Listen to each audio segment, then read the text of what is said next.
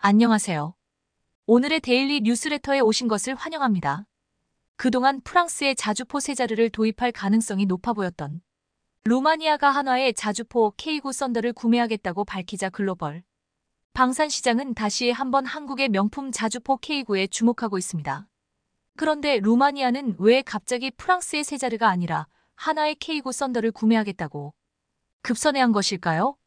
그 이유는 K9 자주포 도입에 반대했던 루마니아의 한 육군 장성의 인터뷰 속에 들어 있었습니다. 대체 루마니아 장군이 K9 자주포에 대해 어떤 이야기를 했길래 이렇게 큰 화제가 되는 것인지, 또 K9 자주포가 선택받은 결정적 이유는 무엇인지 오늘은 이 소식 자세히 전해드립니다. 루마니아 국방부가 한화 에어로스페이스들 K9 썬더 155 자주포 54문을 공급하는 세계 대대의 공급업체로 선정했습니다. 이번 계약의 추정 가치는 약 10억 유로에 달합니다.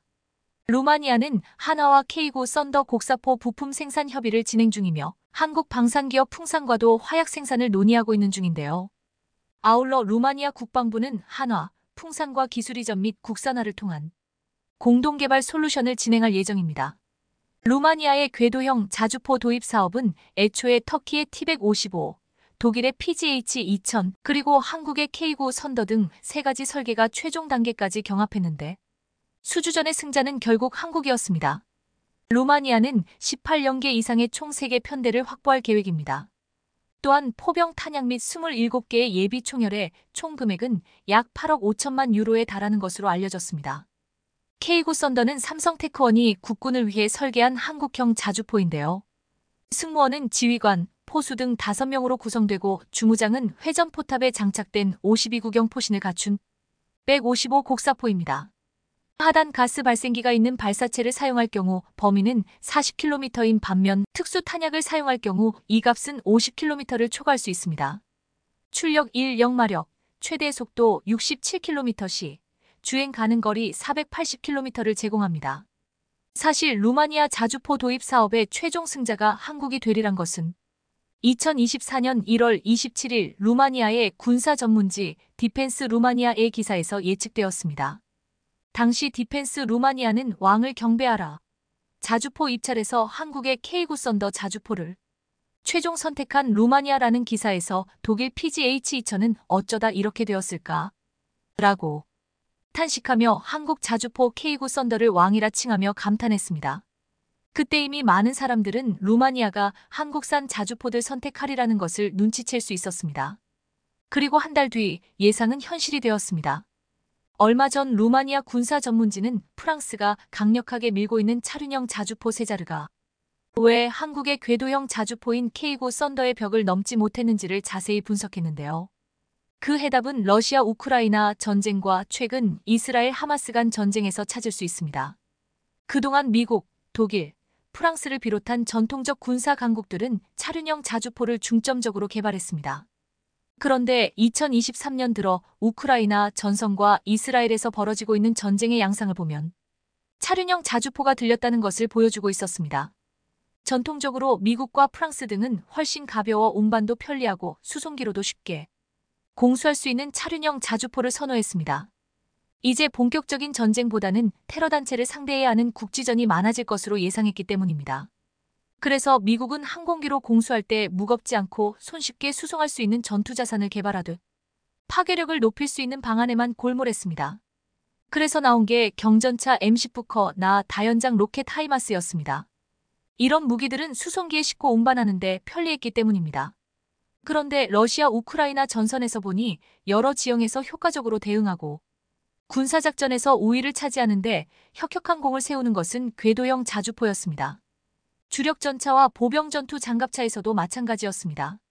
상황이 이렇게 달라지자 지금까지 차륜형을 고집하던 육군 장성들조차도 궤도형의 가치를 인정하고 자신의 주장을 수정하기 시작했습니다.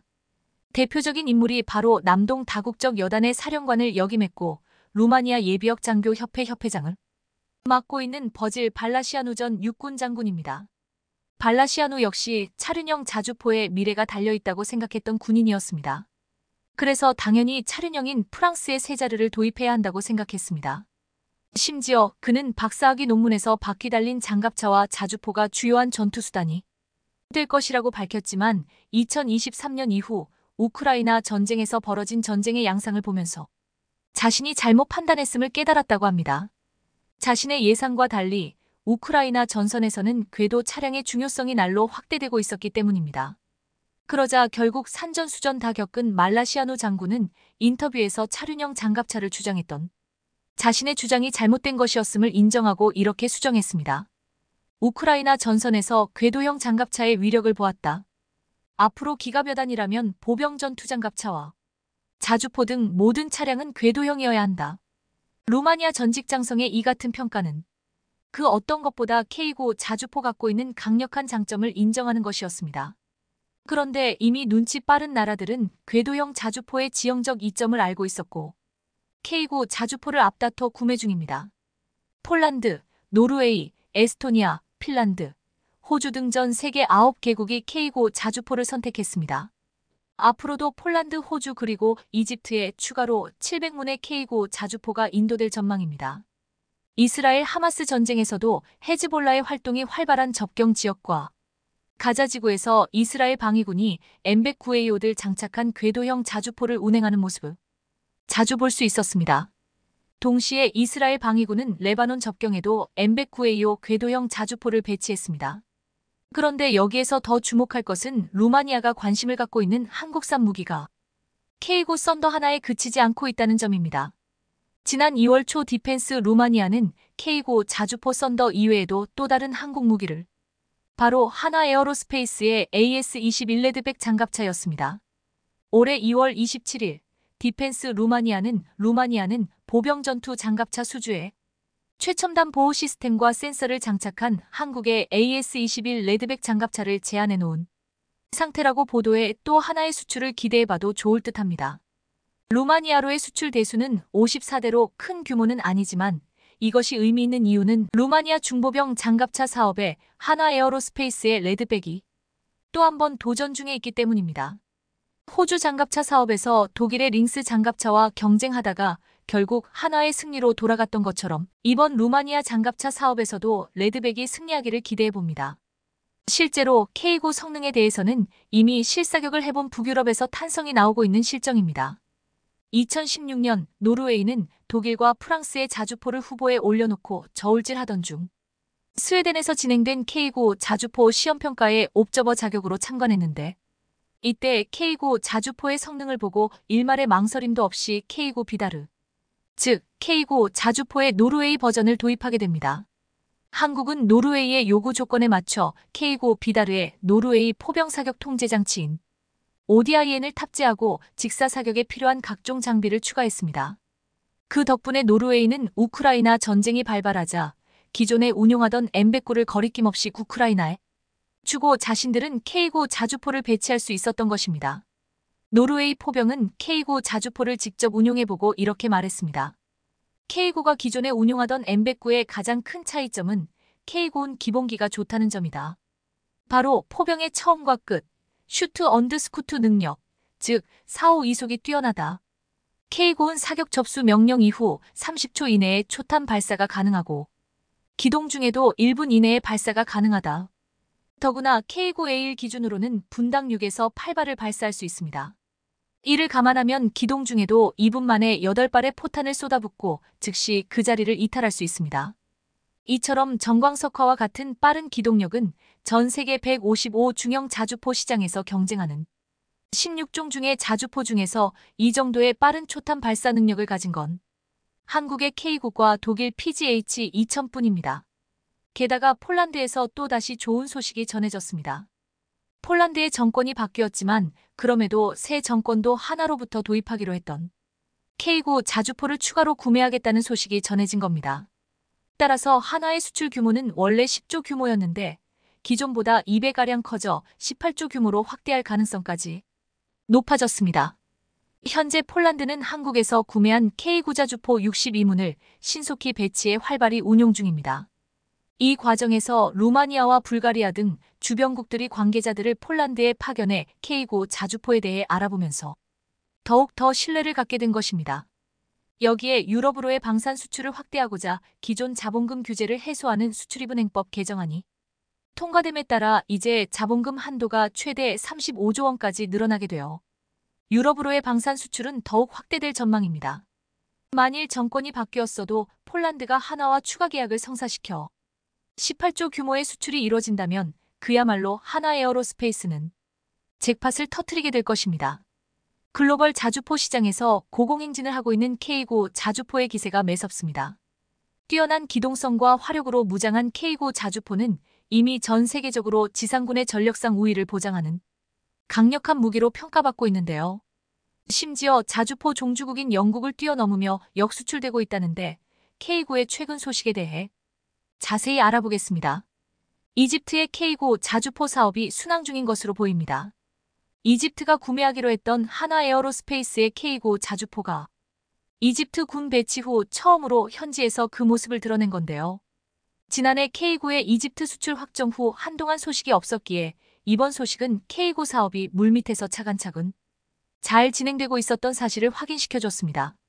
방산업계에 따르면 최근 이집트 군은 압델 파타 LCC 이집트 대통령이 제4기갑 사단을 시찰하는 동안 처음으로 155K9 자주포와 관련 K10 탄약 차량이 공개됐습니다. 앞서 업계에서는 K9 이집트 수출 계약 발효가 늦어지고 있다며 선수금도 받지 못했다는 이야기가 나돌기도 했지만 이번에 이집트 국가 행사에서 K90i 등장하며 이런 우려를 불식시킨 것으로 보입니다. 앞서 작년 2월 한화 에어로스페이스는 이집트에 2조 원 규모의 K9 수출에 성공했는데 이집트는 K9 자주포 200문가량을 한국 수출입은행 돈을 대여해 구매하는 조건이었습니다. 또한 한화 에어로스페이스는 이집트와 K9 자주포를 공동 생산하기로 했는데 공동 제작은 이집트 현지에서 이뤄질 것이라고 했었습니다. 하지만 지난 9월 중으로 예정됐던 이집트와 K9 수출 계약 발효가 늦어지는 등 2조 원대 계약이 물발되는 것 아니냐는 우려의 목소리가 잠시 나오기도 했는데요.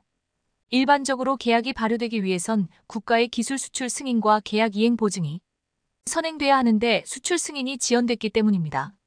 그런데 사실 방산업계에선 K9 이집트 수출의 본 계약 발효가 늦어진 원인으로 기술 수출 승인이 늦어지는 걸 이유로 꼽았었습니다.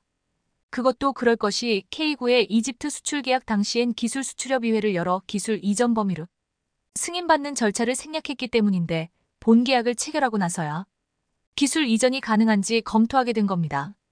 하지만 이번에 이집트 군 행사에서 K9 AEDGY로 지라벨이 붙은 자주포가 주인공으로 등장하는 등 외부에 공개되면서 다시 한번 K9이 전 세계 방산 지시장에서 최강자의 면모를 드러냈습니다. 퍼레이드에서는 미국산 중거리 지대공 미사일, 호크와 단거리 방공 미사일인 토르에미, 포병 시스템 쉴카 등도 대거 등장했는데 K9이 그 중심에 있음을 상기시켜줬습니다. 사실 이집트가 K9를 구매한 여러 이유 중 하나로 저렴한 가격도 있지만 이것 말고도 자주포 성능과 정비의 신뢰도가 다른 나라 무기보다 절대적으로 우수하기 때문입니다. 실제로 K9는 이집트 현지 시험에서 1km 떨어진 곳에 있는 전차 크기의 작은 표적을 맞추며 성능을 입증하며 이집트 군 관계자들의 마음을 빼앗았습니다. 당시 K9는 15km 밖 해상에 떠있는 부표를 타격하기도 했는데 이는 K9로 적 전차나 벙커를 조준해 파괴할 수 있다는 방증입니다. 이런 이유로 이집트에선 여러 절차가 있지만 어떻게든 이른 시일 내에 K9 계약을 마무리하려고 물밑에서 엄청나게 작업을 했을 텐데요. 특히나 이스라엘과 하마스 전쟁으로 인해 중동 정세가 위태로운 가운데 이집트 또한 안보 위기를 겪고 있는 등 이로 인해 최근 K9를 최초로 실전 배치했다는 소식이 전해졌습니다. 앞서 1일 이스라엘과 이집트, 하마스가 가자지구에 있던 외국 국적자와 중상자를 라파 국경 검문소를 통해 이집트로 대피시키기로 하면서 그 뒤 하루 500명의 사람들이 이집트로 대피하며 불안한 상황이 계속되고 있습니다.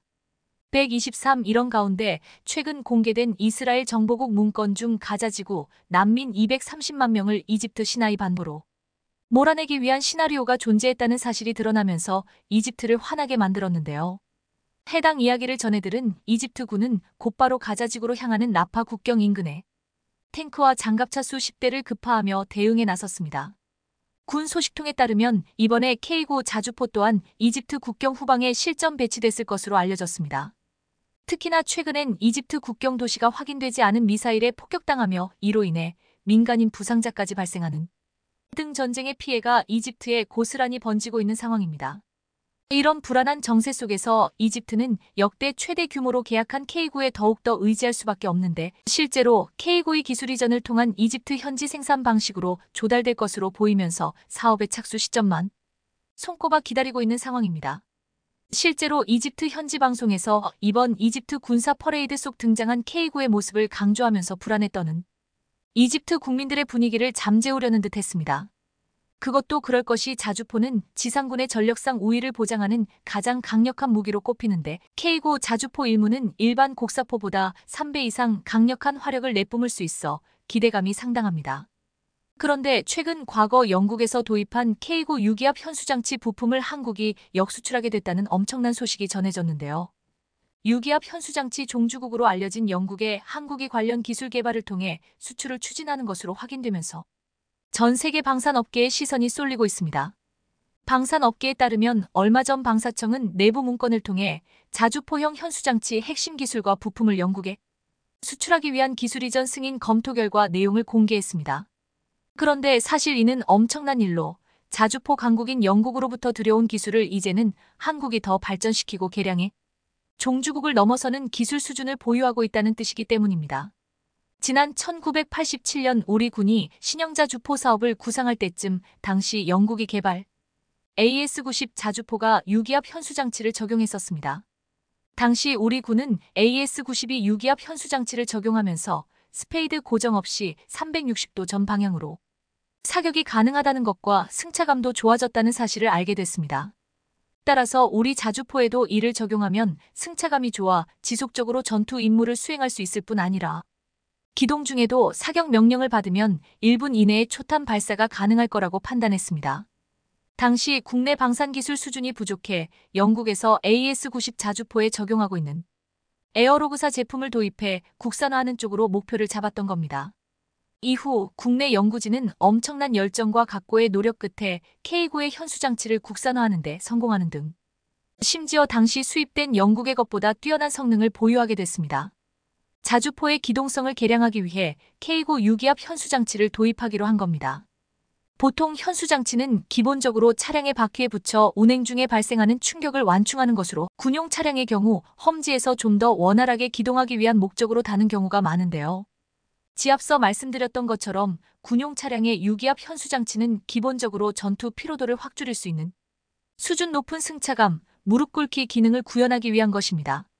그런데 과거 우리가 영국으로부터 들여왔던 AS-90 자주포의 유기압 현수장치를 K9에 적용하려고 하자 막상 반동을 잡아내지 못하는 큰 문제점이 발견됐었습니다.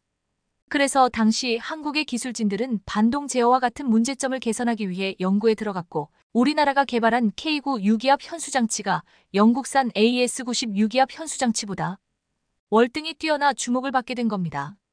여기에 더해 얼마 전 열린 아덱스 2023에서 K9용 신형 사거리 연장탄이 공개되자 중국과 국경지대에서 치열한 신경전을 벌이고 있는 인도에서 화들짝 놀라며 이에 엄청난 관심을 표명하고 있는 중인데요. 실제로 지난달 21일 인도 언론 유라시안 타임즈는 중국 국경 인근에 배치된 K9를 위한 신형 사거리 연장탄을 개발하다라는 제목의 기사를 보도했습니다. 해당 기사에서 유라시안 타임즈는 아덱스 2023에서 공개된 K9용 신형 사거리 연장탄을 설명하며 자신들이 운용하고 있는 K9 바즈라의 신형 사거리 연장탄이 도입된다면 중국의 군사 위협을 막는 데 엄청난 도움이 될 거라고 기대감을 드러냈습니다. 실제로 앞서 우리 방산 업체 풍산은 K9용 155 사거리 연장탄 개발에 성공했다고 밝히며 이를 아덱스 2023에서 공개했었습니다. 풍산에 따르면 현재 우리 군이 1,300여 대 운용 중인 것으로 알려진 K9에 신형 155 사거리 연장탄을 사용하면 사거리는 기존 155 포병탄의 40km에서 60km로 무려 50%나 늘어나게 되는데요. 사거리 연장탄은 기존 자주포의 사양 변경 없이 탄약 자체의 성능을 향상시켜 사거리를 대폭 늘린 것으로, 저항력을 줄이는 기술과 로켓 추진기를 추가로 탑재하는 두 방식을 모두 적용한 것으로 알려졌습니다. 따라서 포병 사거리 증대를 통해 보다 멀리 떨어져 있는 적지 핵심 지역도 실시간 타격할 수 있게 되는 등 폭넓은 작전 운용이 가능할 것으로 보입니다. 이런 이유로 최근 인도에서도 K9용 신형 사거리 연장탄에 유독 큰 관심을 여기에 더해 인도군이 K-21 경전차와 더불어 레드백 장갑차까지 공동 생산하는 걸 원하고 있는 것으로 전해지면서 조만간 구체적인 러브콜이 있을 것으로 보이는데요. 이를 감당하기 위해 한화 에어로스페이스가 공장 증설까지 추진 중이라는 소식까지 전해지며 분위기를 한껏 달아오르게 하고 있습니다. 현재 인도는 라다크 등 국경 지역에서 활동하는 중국의 15식 경전차에 대응하기 위해 2조 원대 사업을 추진하고 있는 중으로 전력 투입이 시급한 상황입니다. 원래는 저렴한 러시아제 경전차를 도입하려고 했으나 우크라이나 전쟁이 터지면서 무산됐고 가성비와 성능이 좋은 한국의 K-21 쪽으로 눈을 돌린 상태입니다. 그런데 최근 한화가 생산 라인을 확대하는 과정에서 인도에서 K-21과 더불어 레드백까지 함께 도입하려는 사실이 알려지면서 조만간 본격적인 협상 내용이 공개될 것으로 기대되고 있는데요. 한국방산의 대표 선수인 K9 자주포를 비롯해 K-21 레드백까지 이제 전 세계 방산 시장에서 완전한 지상군의 수호자로 자리 잡은 것 같습니다. 필리핀이 한국 군함과 전투기로 중국 해경의 도발에 강력 맞선 데 이어 또다시 한국 잠수함을 선택할 것이라는 외신 보도가 쏟아지자 중국 정부가 당혹해하고 있어 화제입니다. 필리핀의 육해 공군이 모두 한국 무기로 도배되며 남중국해 장악력이 떨어질 것을 크게 우려하는 상황입니다. 현재 필리핀에서 무슨 일이 벌어졌는지 자세한 내용 살펴보겠습니다. 지난 18일 중국 해경과 필리핀 어선이 조업을 놓고 실랑이를 벌인 바 있습니다. 필리핀 어선이 경비를 뚫고 지나가려 하자 중국 측이 강력 막아서며 쫓고 쫓기는 추격전이 벌어졌습니다. 그렇게 필리핀 어선은 돌아갔지만 중국은 황당한 행동을 했습니다. 22일 중국 해경선 3척이 필리핀 어선의 접근을 막기 위해 스카버러 암초 주변에 300m 길이의 부유식 장벽을 설치한 것입니다. 현지 어민에 따르면 중국 측이 그동안 필리핀 어선들이 많이 보이면 이런 장벽을 설치해왔다며 분통을 터뜨렸습니다. 어민들의 생계수단을 박탈하고 있다는 것입니다. 그런데 이번에는 필리핀 측이 한국 군함과 전투기를 앞세워 강력하게 항의했고 중국은 호세리자람과 FA-50 등에 얼어붙는 모습을 보였습니다. 그 후 필리핀은 곧바로 잠수부를 투입해 부유 장애물을 철거해버린 상태입니다.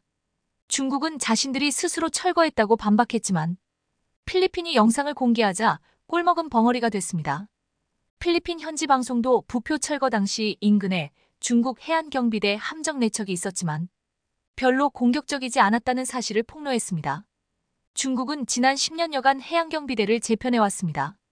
단순히 밀수업자 단속이나 수색 및 구조 업무를 하는 경비대가 아닌 군사화되고 국제 분쟁에도 나설 수 있는 준 해군에 필적한다고 뉴욕타임스가 보도했을 정도입니다.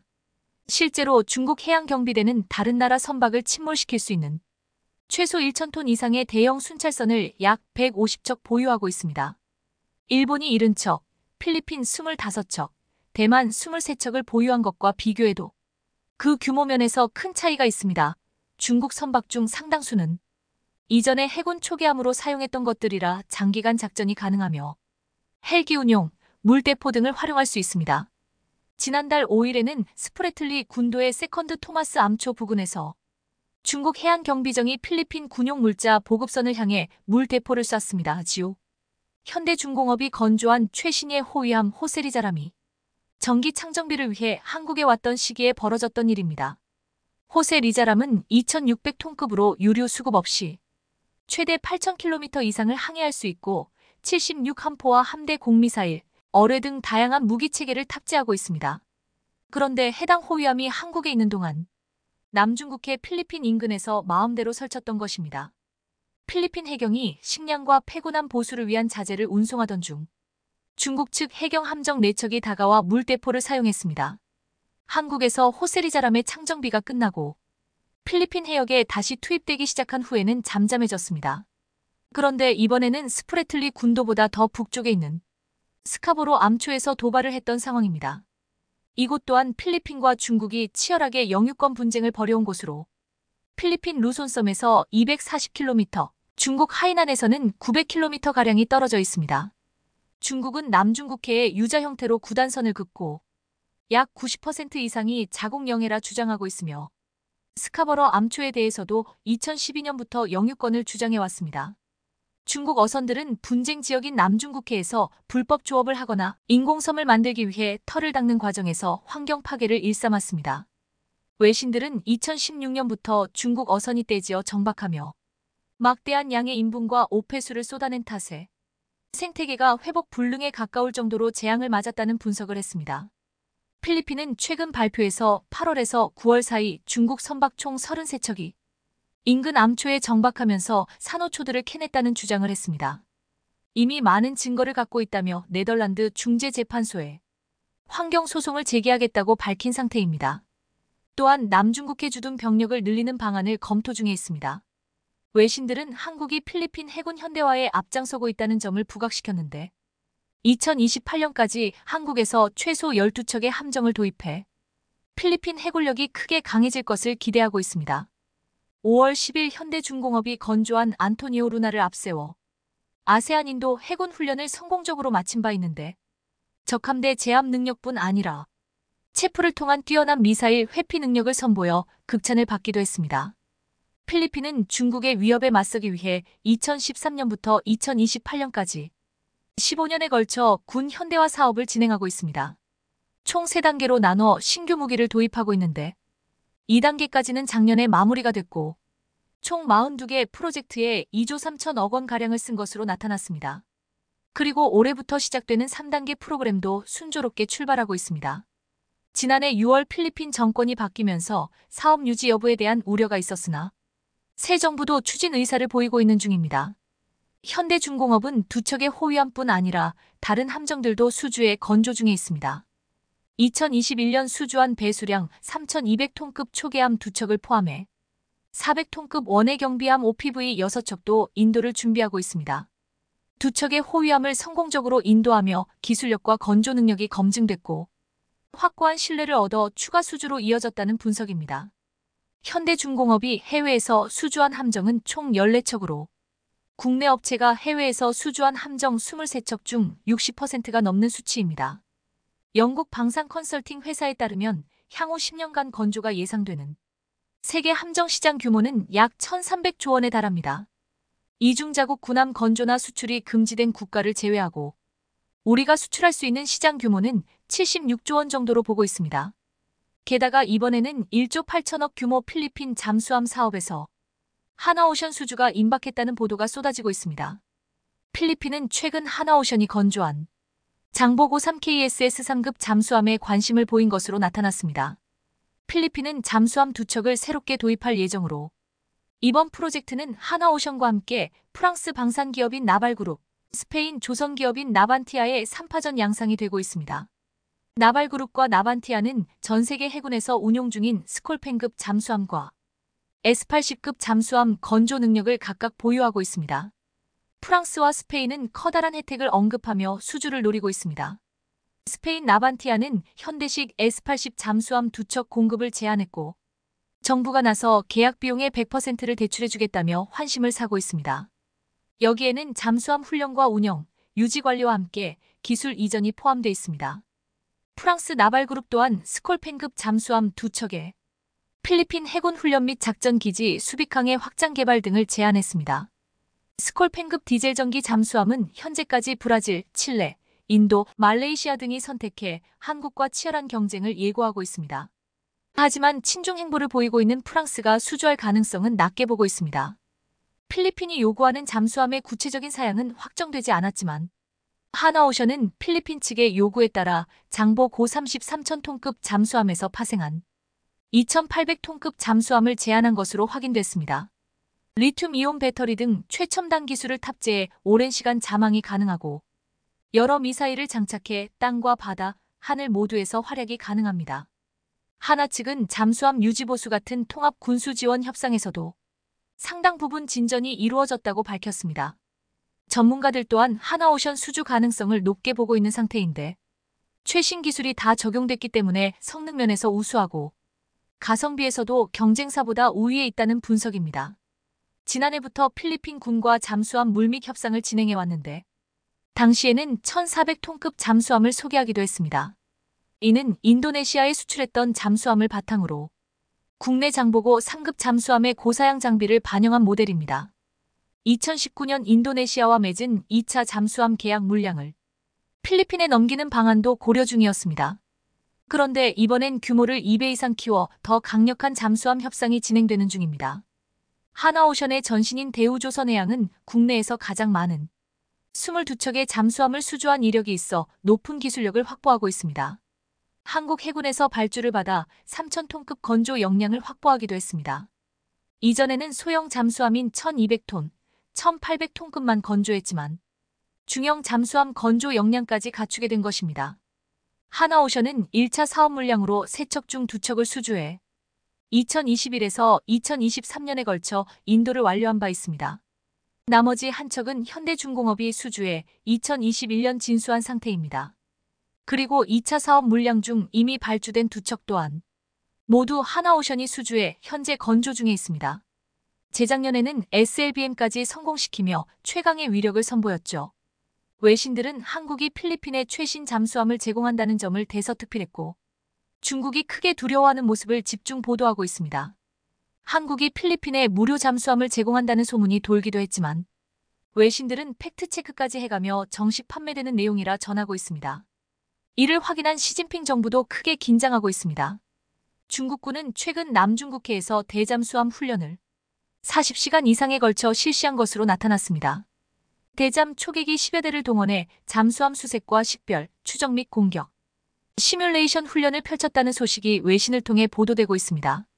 중국이 잠수함을 두려워한다는 것은 대만 사례로도 드러나고 있습니다. 28일 대만은 자체 제작한 잠수함을 선보였습니다. 이 또한 배수량 3,000톤 규모로 하이쿤이란 이름이 지어졌으며 미국 로키드 마틴사가 제작한 전투 시스템과 어뢰가 갖춰져 있습니다. 설계와 제작에만 7년이 걸렸는데 해상 시험을 모두 통과한 뒤에 내년 연말 이전 대만 해군에 인도될 예정입니다. 그리고 향후 한 대를 추가 제작해 2027년까지 2대를 운용한다는 계획입니다. 대만의 첫 잠수함 개발 소식에 중국 정부는 강하게 반발했습니다. 잠수함 진수는 무모한 행동이다. 결국 멸망을 자초할 것이라 경고한 상태입니다. 그런데 이런 무시무시한 잠수함을 적극 개발해 수출하고 있는 나라가 한국이라 중국은 한국의 잠수함 건조를 따가운 눈으로 살펴보고 있습니다. 한국은 이미 세계를 상대로 잠수함 판매 영업을 하고 있습니다.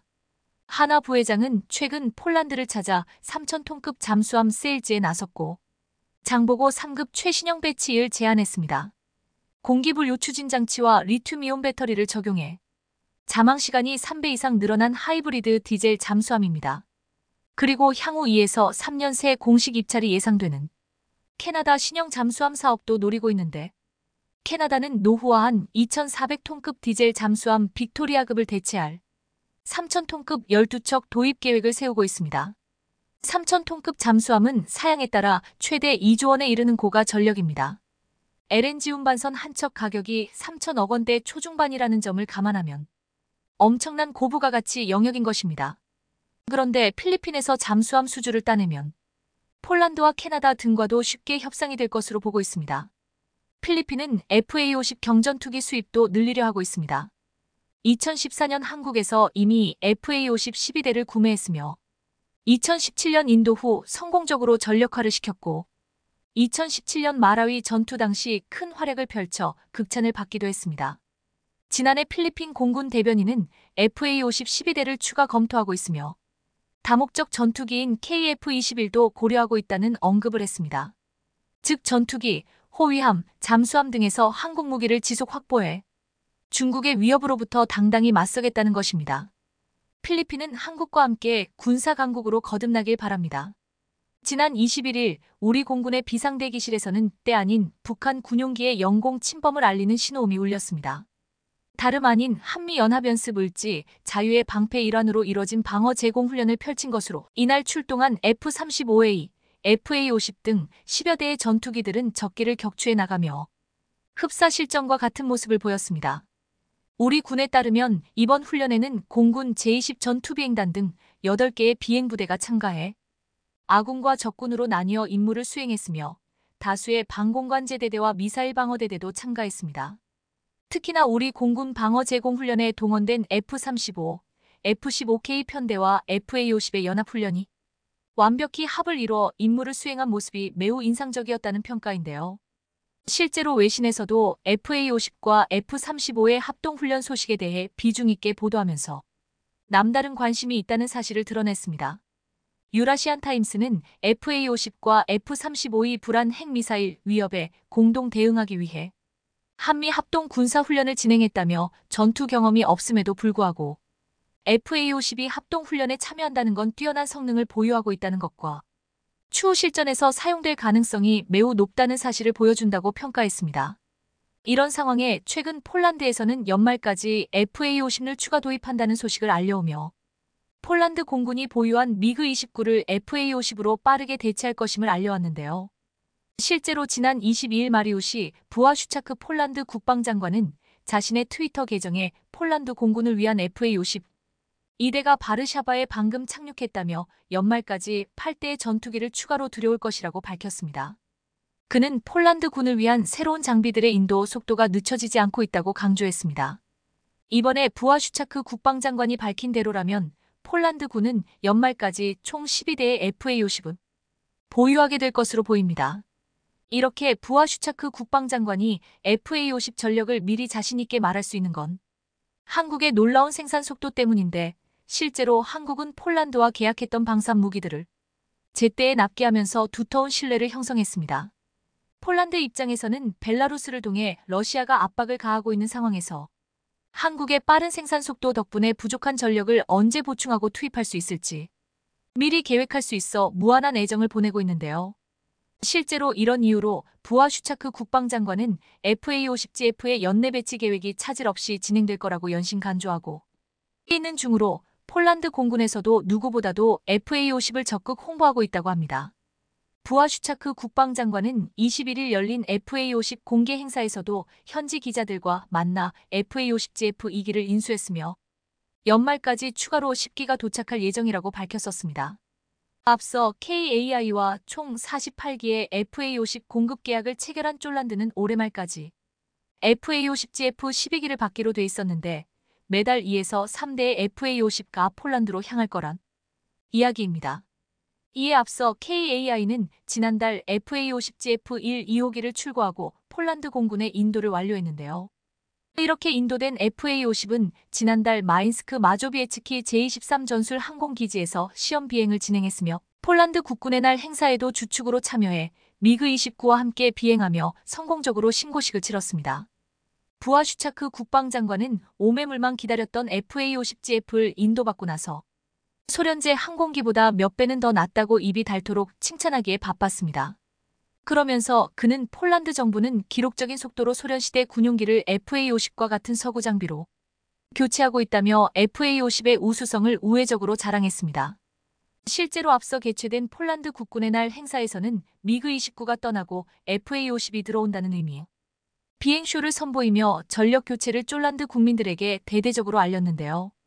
이날 폴란드 공군은 미그-29를 FA-50과 함께 비행하는 모습을 드러내고 난 뒤 미그-29가 먼저 편대를 이탈하면서 FA-50로 교체되는 퍼포먼스를 했습니다. 앞서 한국에서 비행 훈련을 받고 이번 행사에서 FA-50을 직접 조종하게 된 쫄란드 야첵 스톨라렉 소령은 이전에 비행한 미그-29보다 FA-50의 기술이 더 뛰어나다고 놀라움을 드러냈습니다. 그는 FA-50의 비행 범위와 성능은 기대를 훨씬 넘어섰다며 FA-50은 인체공학적으로 설계되어 있는 등 조종사들이 임무를 완벽하게 완수할 수 있도록 하는 최적의 기체라고 평가했습니다. 그런데 일각에서는 FA-50GF의 다른 전투기들에 비해 무장이 약한 것 아니냐는 주장이 나오고 있는데 FA-50GF를 도입한다고 하더라도 쫄란드 공군이 전술적으로 이용할 수 있을지 의문이라며 폴란드에 인도된 FA-50GF는 TA-50 전술입문 훈련기 블로가이아이를 토대로 만들어졌는데요. 기총과 공대 공공대지 무장을 기본으로 탑재하며 FA-50에 장착된 통합정밀 직격탄을 비롯한 정밀 유도무기를 운용할 수 있습니다. 레이더 경보 수신기 등을 장착해 적군으로부터 항공기를 보호하는 능력을 높였으며 야간 임무 수행도 가능한 것으로 전해집니다. 그런데 FA-50GF의 경우 폴란드가 우크라이나에게 미그-29를 공여하면서 전력 공백을 빠르게 메우기 위한 목적이 가장 컸기에 상대적으로 무장이 약할 수 있지만 앞으로 쫄란드에 공급할 FA-50PL은 블록 20 버전으로 이런 쓸데없는 걱정을 하지 않아도 될 것 같은데요. 실제로 쫄란드 공군의 요구를 반영한 FA-50PL은 AESA 레이더인 팬텀 스트라이크를 탑재하며 공중급류 기능과 더불어 정밀 유도무기 등을 운용하는 능력도 갖출 전망입니다. 실제로 KAI는 FAOOPL에 대해 F-16 이상의 성능을 갖출 것이라고 밝혔습니다. 여기에 더해 스나이퍼 타겟팅 포드, 레이저 유도폭탄 등으로 무장이 더욱더 강력해질 예정으로 폴란드에 배치된 FA-50GF 역시 나중에 블록 20으로 개량할 수 있기에 일각의 우려를 완전히 물식시킬 것으로 보입니다. 그것도 그럴 것이 사실 폴란드에서 FA-50 도입을 결정한 건 미그-29의 전력 공백을 메우기 위한 대체품이 아니라 러시아와 벨라루스를 대항하기 위한 핵심 무기로서 역할을 해줄 것으로 봤기 때문인데요. 현재 폴란드의 공군 전력은 48대를 보유한 F-16인데 여기에 더해 FA-50GF를 한국으로부터 도입하면서 이를 함께 운용해 러시아와 벨라루스에 타격을 주는 큰 그림을 그리고 있습니다. 폴란드 노박 사령관은 우크라이나 전에서 가장 위협적인 공중 공격은 지상 100m 고도에서 매우 낮게 비행하는 순항 미사일이라며 그런데 FA-50은 순항 미사일 탐지와 격추에 용이한 레이더가 있다고 강조했습니다. 애초부터 폴란드는 FA-50 도입을 결정하면서 실전에 바로 투입할 계획이었으며 폴란드의 이런 기대에 부응해 FA-50은 F-16과 함께 바그너 그룹에 치명적인 타격을 줄 수 있을 것으로 보입니다. 이런 가운데 폴란드는 FA-50 도입 계획을 밝힌 날 미 로키드 마틴과 1,400억 원에 달하는 또 다른 거래를 했는데요. 폴란드 군비청이 로키드 마틴에 주약한 표적 식별장비 스나이퍼 어드밴스트 타겟팅 포드 ATP를 탑재하기 위해 구매 계약을 체결한 겁니다. 지난 18일 폴란드는 FA-50 전투기에 로키드 마틴의 AN/AQ-33 스나이퍼 ATP 34대를 장착한다고 밝히면서 미국으로부터 스나이퍼 표적 포드를 공급받기로 했다고 밝혔습니다. 스나이퍼 ATP는 로키드 마틴이 제작한 3세대 타겟팅 포드로 전투기에 장착돼 야간, 전천 후의 상황에서 지상 목표물을 식별, 자동 추적, 정밀 유도 지시 기능을 수행합니다. 이번에 도입하는 건 로키드 마틴 2세대 랜턴 타겟팅 포드의 후속 모델로 랜턴보다 탐지거리가 5배 늘어나 매우 정밀하게 장거리에서 목표물을 탐지하고 추적할 수 있게 해준다는 설명입니다. 사실 폴란드의 스나이퍼 ATP 구매는 올 상반기부터 추진됐는데 이는 원래 FA-50PL의 사양에 포함됐었습니다. 우리 군의 4.5세대 전투기 KF-16과 F-15에도 스나이퍼 ATP가 장착돼 있는 상태인데요. 이렇게 FA-50P의 스나이퍼 ATP까지 탑재돼 업그레이드 된다면 경공격기로 알려진 FA-50은 비로소 멀티를 제공 전투기인 F-16에 맞먹는 성능을 발휘할 수 있을 것으로 보입니다. 게다가 최근 한화 에어로스페이스가 전투기 엔진 소재 국산화에 나서면서 한국 방산의 레벨업이 기대되고 있는 상황인데요. 현재 한국은 엔진에서 뿜어지는 섭씨 1500도 이상의 화염을 견뎌야 하는 특수 소재를 전량 수입산에 의존하고 있는데 국산화에 성공한다면 세계 시장에서 막강한 경쟁력을 가질 것으로 보입니다. 한화에로스페이스는 2026년까지 인코넬 718 제조 기술을 국산화하고 데이터베이스를 구축하는 게 목표로 인코넬 718은 내열성이 높아 섭씨 1500도 이상의 화염을 견딜 수 있어 항공엔진에 가장 많이 사용되는 특수합금입니다. 40년간 9,000대 이상의 항공엔진을 생산해온 한화에어로스페이스가 엔진 소재 국산화에 성공한다면 자주 국방은 물론 방산 수출에서도 엄청난 기회를 가져다 것으로 보입니다. 안 그래도 우리 주요 방산 업체들이 해외에서 거둬들이고 있는 매출이 상당한 수준인데요. 실제로 방산업계에 따르면 올 상반기 국내 방산업체들의 전체 매출 중 3분의 1을 해외 수출을 통해 거둔 것으로 나타났습니다. 특히나 한화에어로스페이스, KAI, LI지넥스원, 현대로템 등 방산 4사의 총 매출은 작년보다 2배 이상 늘며 저력을 보여줬습니다. 이런 성과는 작년에 폴란드와 역대급 수출 계약을 맺은 이후 올해 본격적으로 제품 공급이 이뤄지면서 매출이 급등했다는 설명입니다. 해외 방산 시장에서 우리나라 방산 존재감이 날로 커지고 있는 것으로 보이는데요. 현재 폴란드는 물론 중동, 호주 등 다양한 국가들과 방산 분야에서 여러 계약 논의가 진행되고 있는 만큼 남은 하반기 역시 눈부신 활약을 기대해봐도 좋을 것 같습니다. 오늘 준비한 소식은 여기까지입니다. 댓글을 통한 여러분들의 많은 의견 기다리겠습니다.